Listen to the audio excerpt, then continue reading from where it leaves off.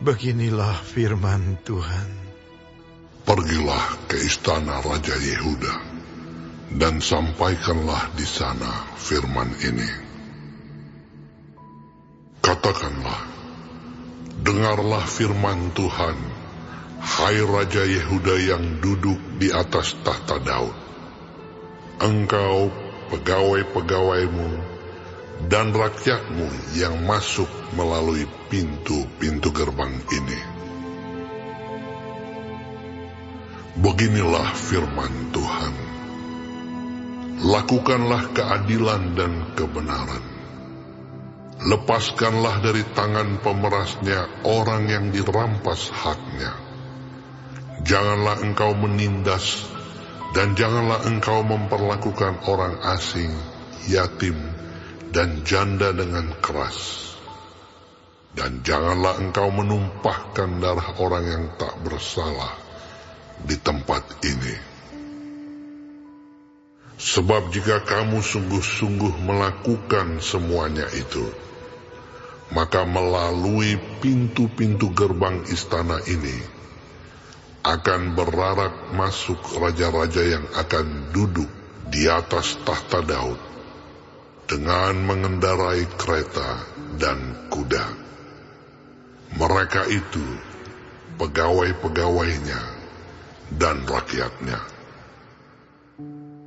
Tetapi jika kamu tidak mendengarkan perkataan-perkataan ini, maka aku sudah bersumpah demi diriku, demikianlah firman Tuhan, bahwa istana ini akan menjadi reruntuhan.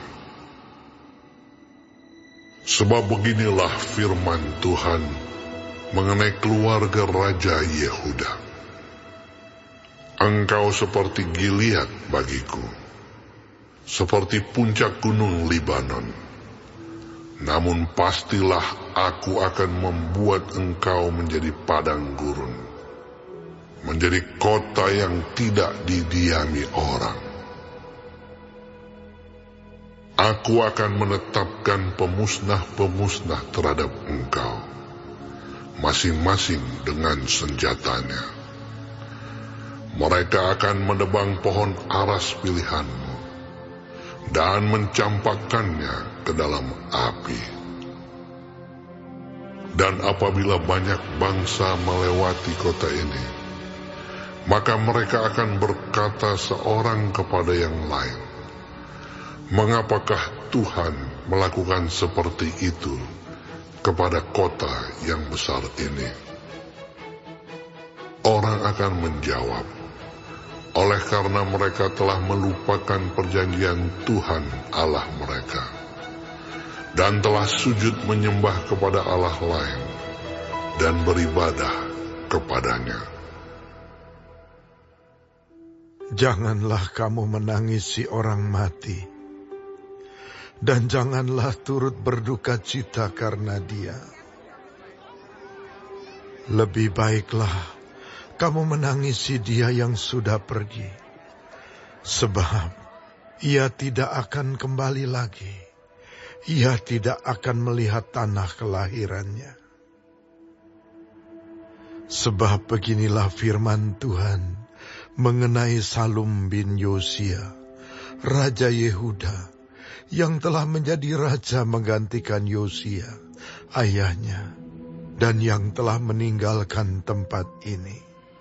Ia tidak lagi akan kembali ke sini, tetapi ia akan mati di tempat pembuangannya, dan tidak lagi akan melihat negeri ini.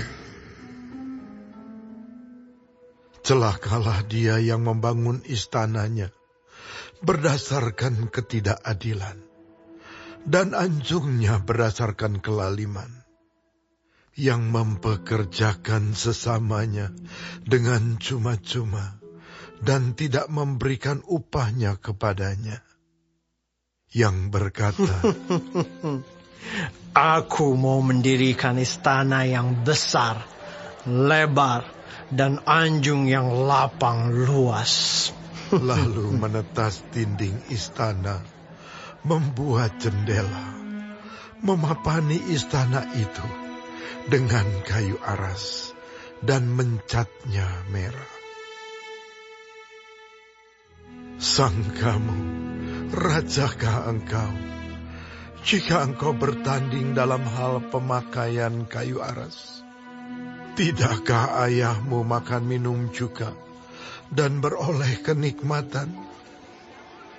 Tetapi ia melakukan keadilan dan kebenaran, serta mengadili perkara orang sengsara dan orang miskin dengan adil. Bukankah itu namanya mengenal aku? Demikianlah firman Tuhan. Tetapi matamu dan hatimu hanya tertuju kepada pengejaran untung, kepada penumpahan darah orang yang tak bersalah, kepada pemerasan, dan kepada penganiayaan. Sebab itu, beginilah firman Tuhan mengenai Yoyakim bin Yosia, Raja Yehuda. Orang tidak akan meratapi dia. Aduhai abangku, aduhai kakakku.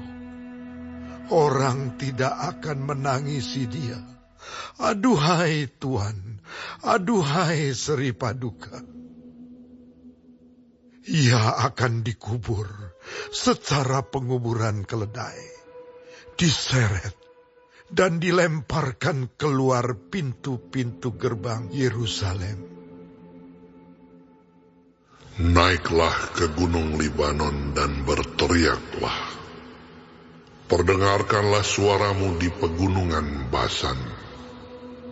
Berteriaklah dari pegunungan Abarim, sebab semua kekasihmu sudah hancur.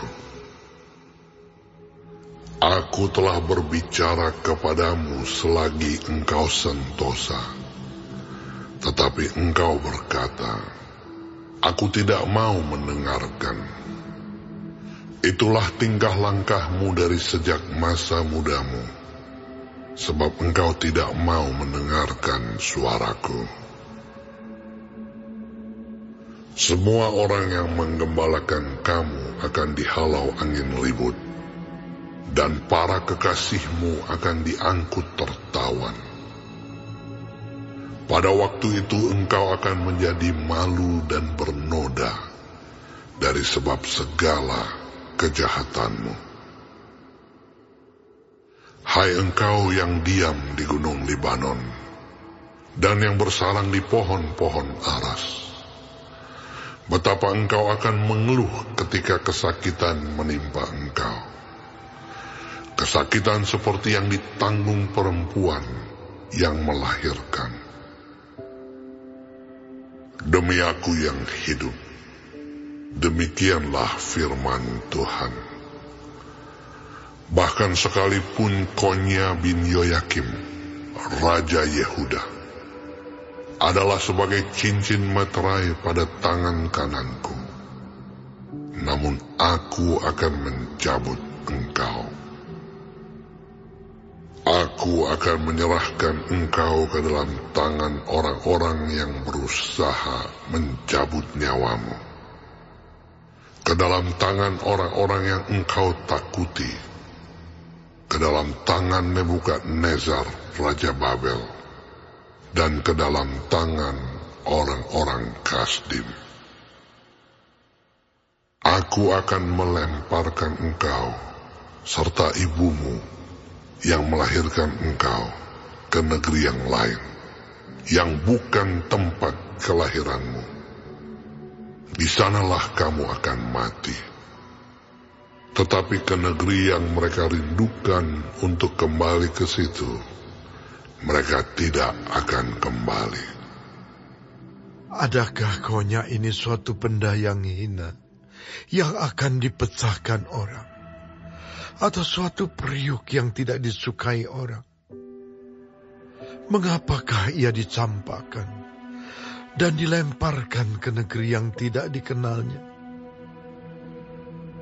Hai negeri, negeri, negeri, dengarlah firman Tuhan. Beginilah firman Tuhan. Catatlah orang ini sebagai orang yang tak punya anak, sebagai laki-laki yang tidak pernah berhasil dalam hidupnya. Sebab seorang pun dari keturunannya tidak akan berhasil duduk di atas tahta Daud dan memerintah kembali di Yehuda.